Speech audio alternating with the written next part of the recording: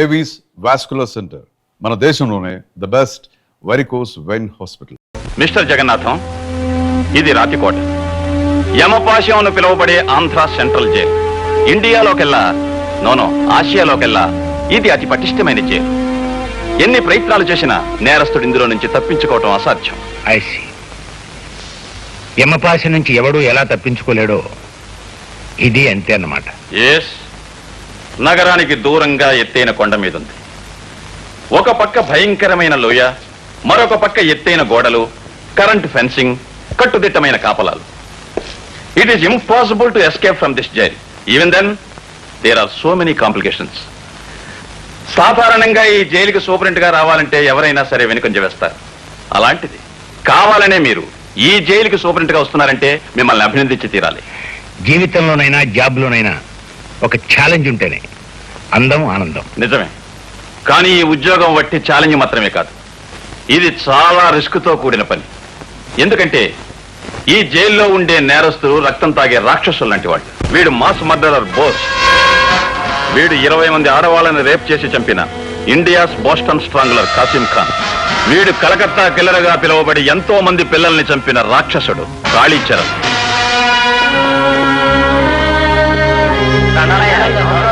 Good morning sir. Good morning. ఇక్కడ పరిస్థితుల్ని వాతావరణాన్ని పరిచయం చేసుకుందామని వచ్చాను. Please come sir, I will accompany you. ఏమిటి పరమేశ్వరరావు, జ్వరం వచ్చి ఎండలో పడుకున్నావేమిటి? అమ్మా, నీకు జ్వరం పూర్తిగా తగ్గిపోయిందయ్యా. తగ్గిపోయిందనని అన్నం తెచ్చుకు తినేవు. నిన్నట్లానే పాలు రొట్టి తెచ్చుకు తిను. పో లోపల పో.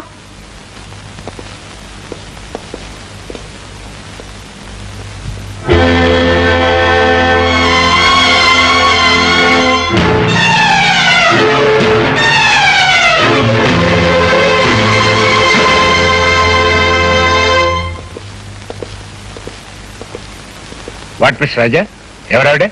ఈ రాక్షసు లాంటి మనుషుల మధ్య ఆవిడకేం పని? ఆవిడికి జైలుతో 20 ఏళ్ల అనుబంధం ఉంది సార్. బాధల్లో ఉన్న మనుషులంటే చాలా జాలి. కన్న తల్లిలా ఖైదీల కష్ట సుఖాలు కనుక్కుంటూ ఉంటుంది.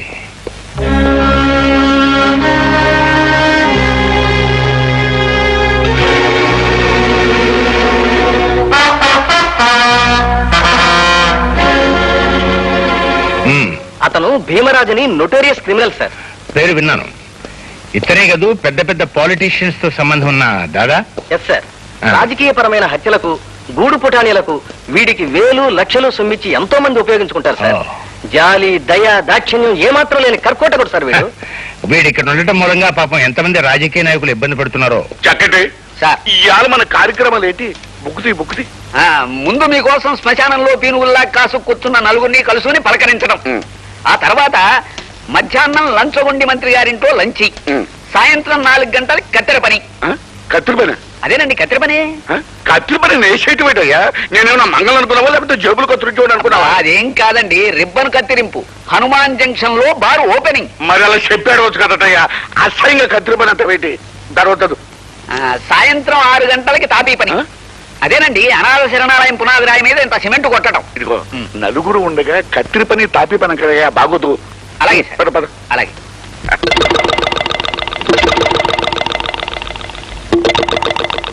సార్ ఒక సీక్రెట్ మెసేజ్.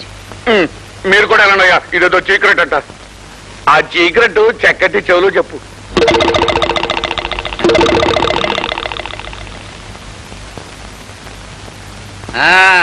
అయ్యా, మనం జైల్లో మనం జైలు ఏంటి?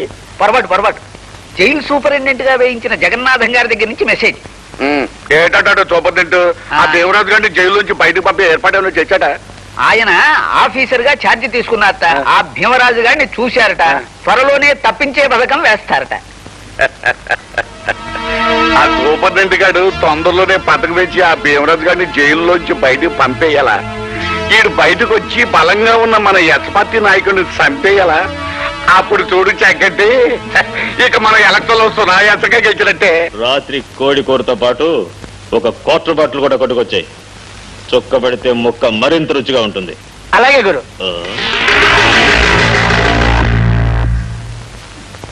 నీకు నీవారు లేరు, నాకు నా వారు లేరు. లలలా చల్ మోహన రంగా. రాయ్, అగ్గి పెట్టుందా ఎవ్వరా? ఇచ్చింది చాలా, ఇంకా ఏమైనా కావాలా?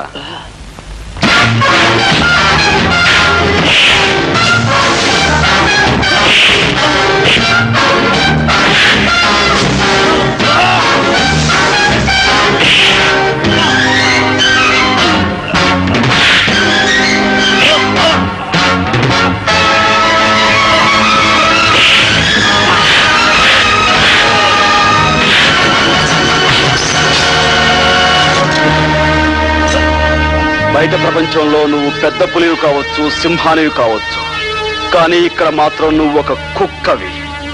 పొరపాటుగాను పొగరుగాను ప్రవర్తించావంటే నీ రక్తం కళ్ళ చూస్తాను. జాగ్రత్త. జాగ్రత్తగా ఉండవలసింది వాళ్ళు కాదు మిస్టర్ గోపి, బాధ్యత గల ఆఫీసర్లమైన మనం. అధికారం అవకాశం చేతిలో ఉన్నాయి కదా అని ఒళ్ళుపై తెలియని కోపంతో ఖైదీలను కొట్టి గాయపరచడం చాలా పొరపాటు. అతను పొగరుగాను పొరపాటుగాను ప్రవర్తిస్తే నోరు మూసుకుని కూర్చోమంటారా? రూల్స్ ప్రకారం పై అధికారులకు రిపోర్ట్ ఇవ్వాలి.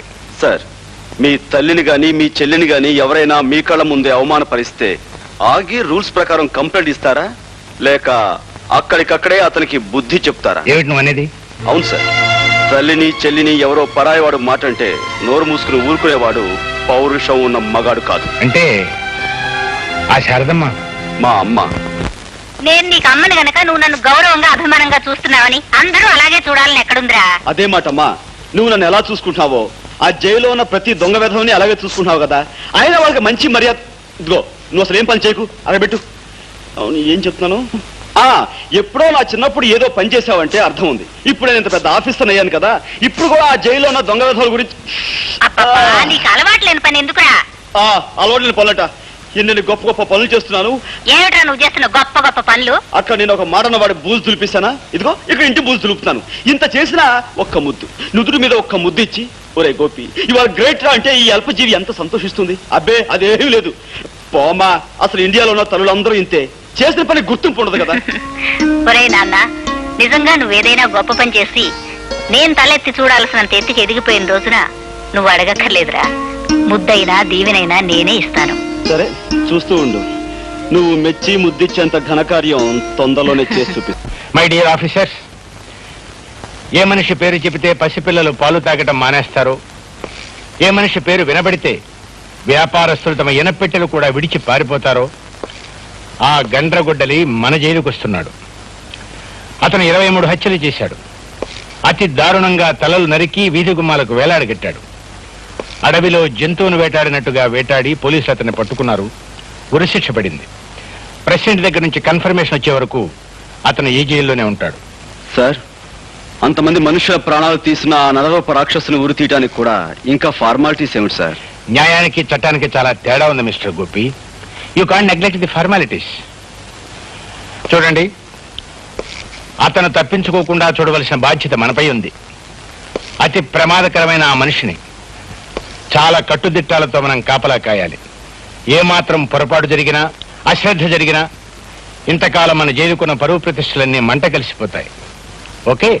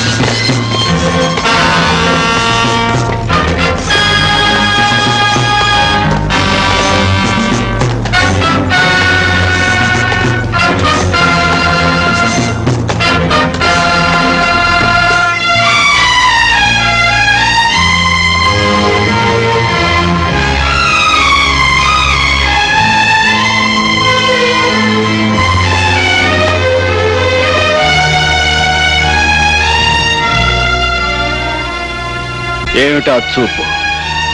పద, సెల్ చూపిస్తాను.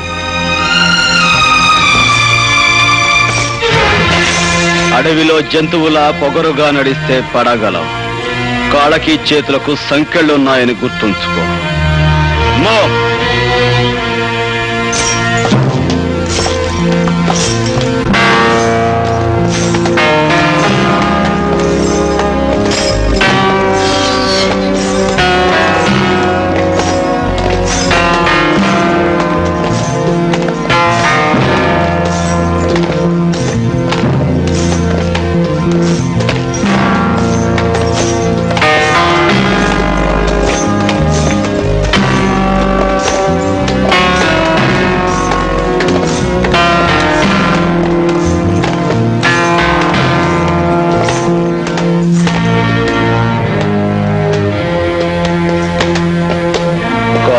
సంకెళ్ళు లేని వాళ్ళు కూడా ఇలా మెల్లమెల్లగా నడుస్తూ వెనకబడితే దేశం ఇదిగో ఇలా చెరసాల్లోకి చీకట్లోకి వెళ్ళిపోతుంది.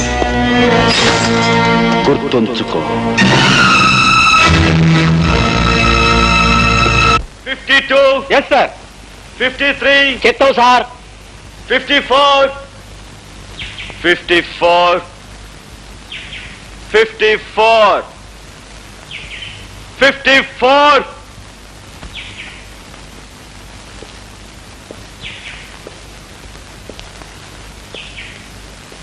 రాస్కెల్, 54 అని పిలుస్తుంటే వినిపించడం లేదా? నా యాల్ది వినిపిస్తుంది బే, కానీ ఎదవది నాకు 420 అనే ముక్క తప్ప వేరే ఇంగ్లీష్ మాట తెలియదే. నువ్వేం కూసావో నాకెట్టా తెలుస్తుంది?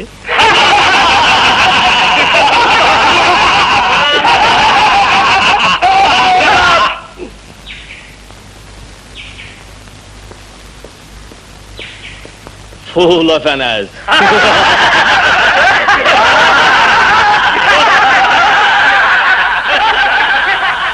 Look, mister,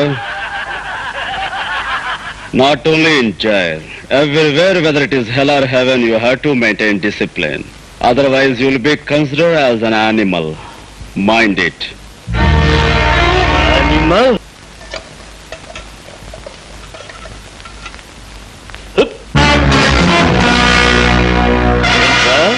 నన్ను పశు అంటావా? లంచా కొడక.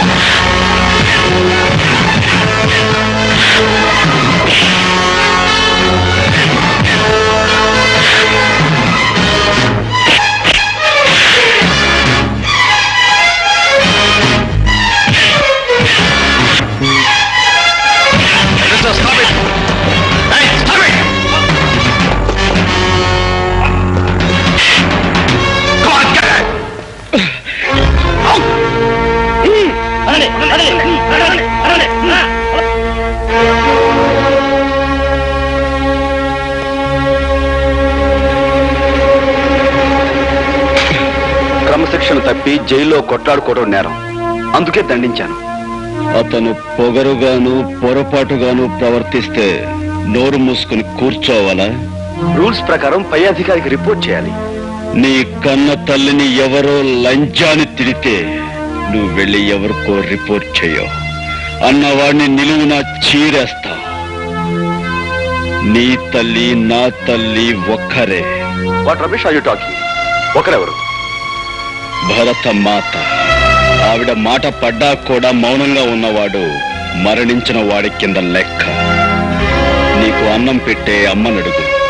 ఓ తల్లికి కొడుకుగా నేను చేసిన పని నేరము న్యాయము.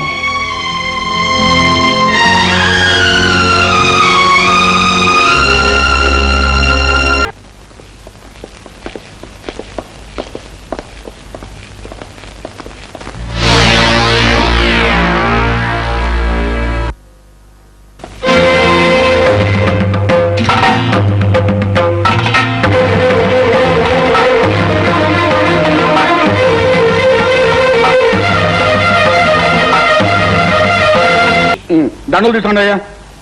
నాగండి ఇగో ఫోటోగ్రాఫరు, నువ్వు దగ్గర రెడీగా ఉండు.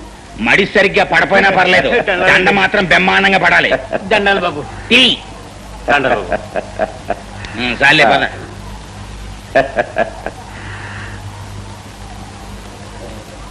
ఉండు. శుభం కానిచ్చి.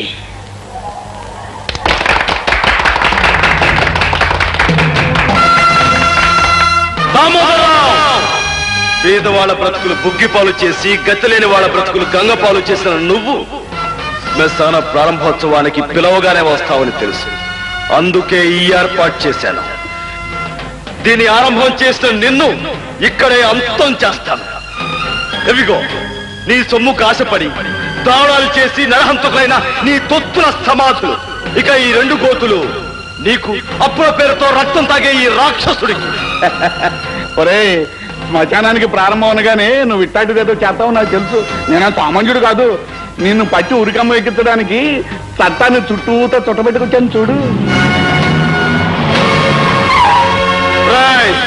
నన్ను ఊరికమ్మో ఎక్కించాలనుకునే నీ కోరిక తీరదు, కానీ నిన్ను అంతం చేయాలనుకునే నా కోరిక మాత్రం తీరుతుంది.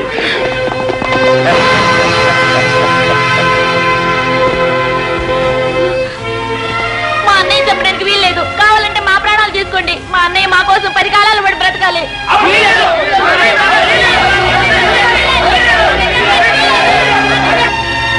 అలా పైపట్టు చూస్తారేటయ్యా, వెళ్ళి పట్టుకోండి. వాడు మాయమైపోతాడు. మాయమైపోతాడు కాడేనా మంతకడేటయ్యా, ఎక్కడో దొంగలాగా పారిపోయి ఉంటాడు. ఇదంతా మీ అసమర్థతే. దామోదరరావు, నేనెక్కడికి పోలేదురా. నా ప్రజల గుండెల్లో నిరంతరం ఉండి తీరుతాను. నిన్ను అనుక్షణం వెంటాడి తీరుతాను. మోసంతోనూ మాయతోనూ పొరపాటు నువ్వు గెలిస్తే నువ్వు గద్దెనెక్కేలోగా నిన్ను అంతం చేసి తీరుతాను. ఇది నా ప్రజల మీద నేను ప్రమాణం చేసి చెప్తున్నాను రా. ఆ యాల జనానికి మాయ మాటలు చెప్పి చుట్టూ అడ్డుగోడగా పెట్టుకుని పారిపోయావు. మరి ఇవాళ మేము కట్టించిన ఈ రాతిగోడల మధ్య నుంచి ఎట్టా పారిపోతావురా? ఒరే గండ్రగొడ్డలే, పెదలను తొక్కి పదవెక్కి కూర్చున్నోడిని, చట్టాన్ని సొమ్ముతో నా కాళ్ళ దగ్గర కాపలా కుక్కలుగా కట్టేసుకున్నోడిని. ఆనాడు నా మీద కచ్చ కట్టి కత్తి దూశావు. ఏటైందిరా నీ చరిత్ర? ఒరే, నీకిక ఉరితాడేరా గతి. మమ్మల్ని కాదని ఏది సాధించుకున్నావురా నీ బతుకులో? ఏది సాధించుకున్నావురా నీ బతుకులో? అడుగునమ్మా.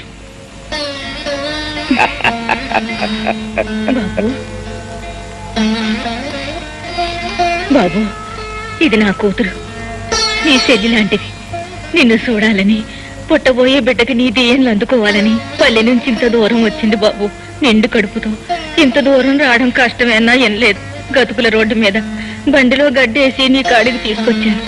రవంత చెయ్యేసి దీయించు బాబు.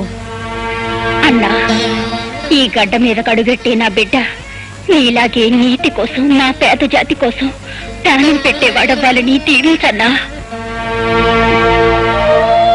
తల్లి కడుపులో వెచ్చగా కళ్ళు మూసుకుని పడుకున్న పసికోన ఏమని ఆశీర్వదించమంటావురా నన్ను? నువ్వు ఈ భూమి మీదకొచ్చేసరికి, కళ్ళు విప్పేసరికి మా దేశం కాసింత మారుతుందని ఆశించమంటావా?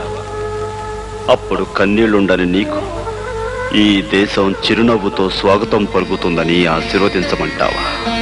అస్థి మూల పంజరాలు, ఆర్తరావ మందిరాలు, కదిలే జన శవాలు, ఇది నా దేశం అందుకే ఆవేశం. నా పిలుపు ఏ దిగంతాలకు పయనించగలదు, ఏ గుండె కదిలేలా స్పృశించగలదు.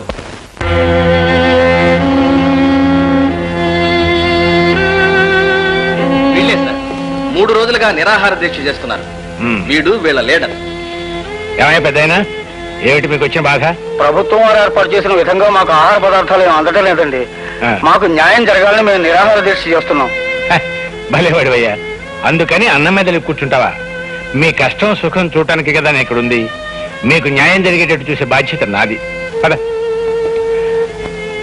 రాబోయే అన్ని విషయాలు ఆఫీస్లో మాట్లాడుకుందాం. లే లోపల పద.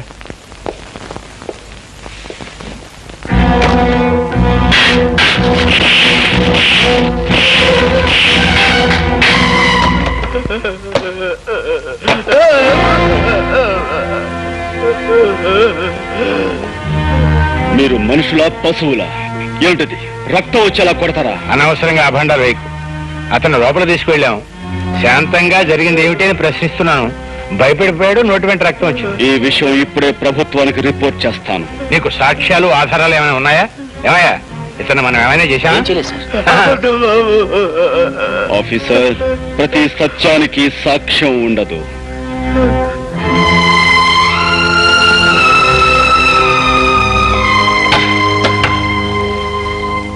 నువ్వు నీ అబ్బకే పుట్టావంటానికి సాక్ష్యం ఉందా ఆఫీసర్? ఇవ్వచ్చు అనుకోండి, కానీ పత్రికా విలేకరులు కూడా చూశారు కదా. నువ్వు ఒప్పుకుంటే నేను ఒప్పుకోను కదా. గోపి, నీ మాటలను బట్టి చూస్తుంటే నన్ను ఎలాగైనా బజారు కొలాగాలనుకుంటున్నావని అర్థమవుతోంది. నేను నీకేం అన్యాయం చేశాను? మీరు అన్యాయం చేసి నాకు కాదు, అదిగో అటు చూడండి. ప్రపంచంలో ప్రతి ప్రాణిని ప్రేమగా మమతగా చూసుకునే ఆ కరుణామూర్తికి నువ్వు అన్యాయం చేశావు. 20 సంవత్సరాల క్రితం చట్టానికి ప్రతినిధిగా ఒక పల్లెటూళ్ళలో నువ్వు పనిచేస్తున్నప్పుడు దీనంగా నీ ముందుకి స్త్రీ వచ్చింది. మోదుబర్ల దౌర్జన్యం నీతో చెప్పుకుని న్యాయం చెయ్యమని, తనని కాపాడమని కన్నీళ్లు పెట్టుకుంది. కాని డబ్బున్న వాళ్ళ కమ్ముడు పోయిన నువ్వు సాక్ష్యం లేదు, రుజువు లేదు, ఆధారం లేదంటూ ఆమెను నిర్లక్ష్యం చేసావు. ఆనాడు నువ్వు చేసిన నిర్లక్ష్యమే ఒక నిండు కుటుంబాన్ని సర్వనాశనం చేసింది. ఆమెని వీధిని పడేలా చేసింది. నేను ఎక్కడో ఎప్పుడో సబ్ ఇన్స్పెక్టర్ గా ఉన్నప్పుడు 1,00,000 కేసులు పెట్టుంటాయి. ఇవన్నీ ఎక్కడ గుర్తుంటాయి? మిస్టర్ జగన్నాథం, నేను చెప్తున్నా నా తల్లి గురించి. కేవలం సాక్ష్యం లేదన్న కారణంగా ఆమెను నిర్లక్ష్యం చేసి అన్యాయం చేశావు. అందుకు ఇప్పుడు నువ్వు ఆమెకు క్షమాపణ చెప్పుకోవాలి. చెప్పకపోతే నీ కూతురు మీద కేసు వేస్తాను, కోర్టుకు లాగు. బాబు, ఏమిట్రా ఇది? ఆయన నీ పై అధికారి. ఆయనతో నువ్వు ఇలా ఘర్షణ పెట్టుకుంటే ఎలా? అమ్మా, ఈయన పై అధికారే కావచ్చు, ప్రెసిడెంట్ ఆఫ్ యునైటెడ్ స్టేట్స్ కావచ్చు, కానీ ఇక్కడ అన్యాయం జరిగింది నా తల్లికి. బ్రహ్మరుద్రాదులు దిగొచ్చినా సరే ఈయన క్షమాపణ చెప్పుకుని తీరాలి. All right.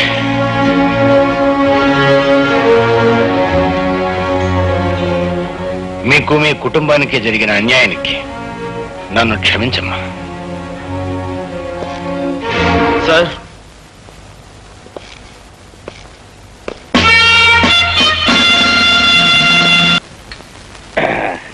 ఇదిగో జగన్నాథం, నీకు ఆ సూపరింటెండెంట్ ఉద్యోగం ఇప్పించినందుకు ఇప్పుడు దాకా నువ్వు చేసింది ఏంటయ్యా? కాకి బట్టలు వేసుకుని లాఠీ కరుపుచ్చుకుని దొంగనాయని కొళ్ళ పొడిచావు, అంతే కదా? అవకాశం అనుకూలించకపోతే నేను మాత్రం ఏం చేయగలను చెప్పండి? నేను మాట చెప్తా, తలకాయలు దగ్గర పెట్టండి. వారింటి తగలయ్యా, మాట చెప్తాడని అవుడు పేల్చినట్టు మా మొఖం దుంపుతావేటయ్యా, అపచకనం కూడాను.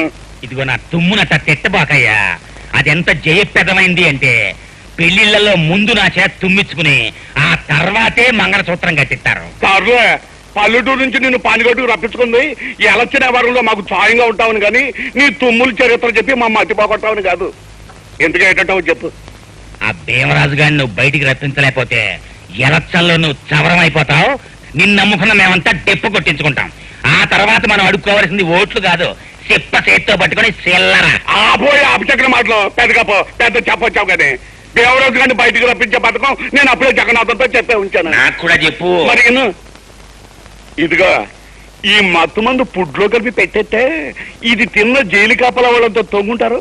దాంతో దేవరాజు గారిని మనం బయటికి రప్పించేయచ్చు. ఎండన్ గా ఉంది అవిడియా.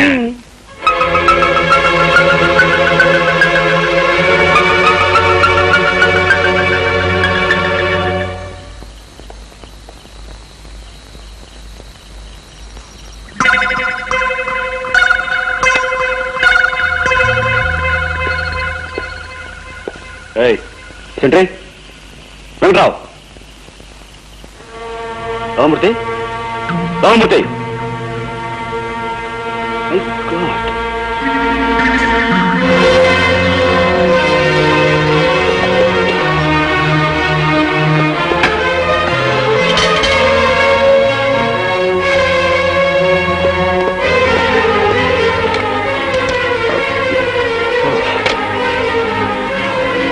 What is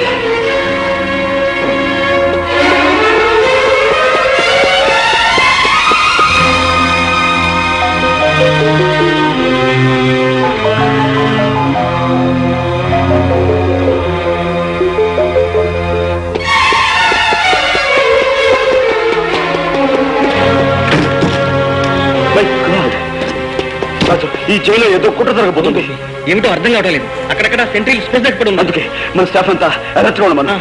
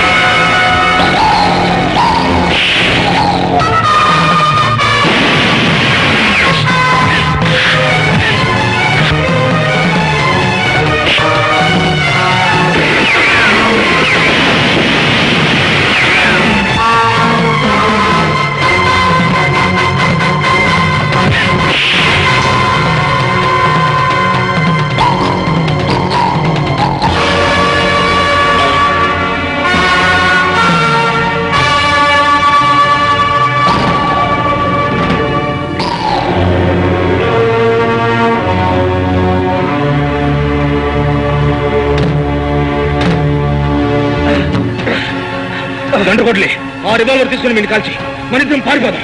గండ్రగొడ్లే వీరు బయటికి వెళ్తే మళ్ళీ ఘోరాలు తగ్గుతాయి. ఆ రివాల్వర్ ఇవ్వు.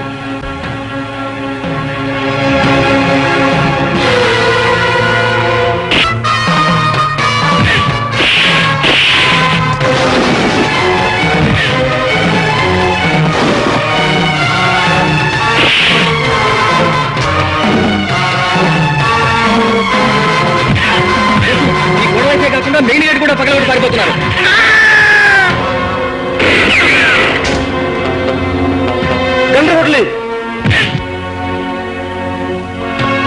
గండ్రగొడ్లి ఇంత దాడి జరగడానికి కారణం ఆ భీమరాజే. వాడు తప్పించిపోవడానికి వీల్లేదు. మిగిలిన వారి విషయం నేను చూసుకుంటాను. నువ్వు మాత్రం ఆ భీమరాజు విషయం చూడు. అవసరమైతే వాడిని కాల్చేని చంపు. అంతేగాని వాడిని తప్పించుకుపోలేవుకో. ఇదిగోరే బాబా రాజా.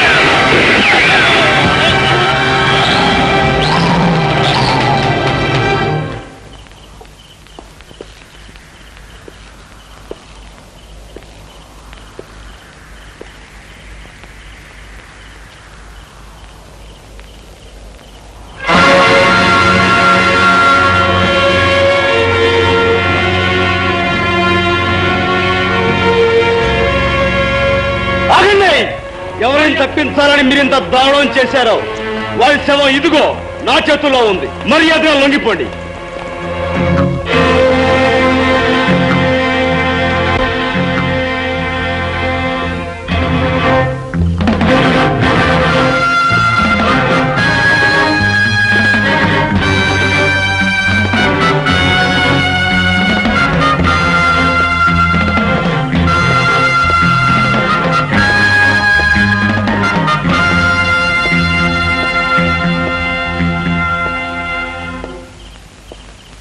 Thank you.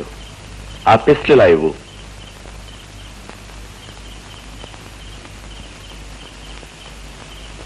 My pistol please. అందరూ దొరికిపోయారా? మన శత్రువులంతా చచ్చిపోయేట్లే. మన శత్రువుల? నీ శత్రువులా నా శత్రువులా? చట్టానికి శత్రువులు. నేను చట్టానికి శత్రువునే. అఫ్ కోర్స్ శత్రువుకి శత్రువు మిత్రుడవ్వాలి. అది కూడా చూసుకోకుండా మాకు సాయం చేశావు. థ్యాంక్స్. నీ వల్ల ఈ జైలుకు మంచి పేరు వస్తుంది. మా గోపి గారికి బంగారు పథకం కూడా రావచ్చు. ఆ లెక్కన నాకు 23 బంగారు పథకాలు రావాలి. ఇంతకన్నా పదునైన ఆయుధంతో నేను 23ని చంపాను. అది వేరు ఇది వేరు. ఇప్పుడు చంపింది ఒక బందిపోటుని. రెండిటికి సంబంధం లేదు. ఉంది జైలర్, ఉంది. ఆఫ్టర్ ఇది నువ్వు నిర్మించుకున్న జైలు. ఈ 4 గోడల జైలుకే ప్రమాదం వచ్చేసరికి నీ చేత్తో నువ్వే స్వయంగా ఈ ఆయుధాన్ని నా చేతికిచ్చావు. శత్రువుని చంపమన్నా. ఇదే శత్రువులు బయట ప్రపంచంలోనూ ఉన్నారు. పేదవాళ్ళని జలగల్లా పీక్కు తినేవాళ్ళు. వాళ్ళనే నేను చంపింది. నీది విత్తనవాదం. ఇలా వాదించడం చట్ట విరుద్ధం. ఓ ఈ చట్టపు శేషమోపడి కొట్టుకుంటున్నా.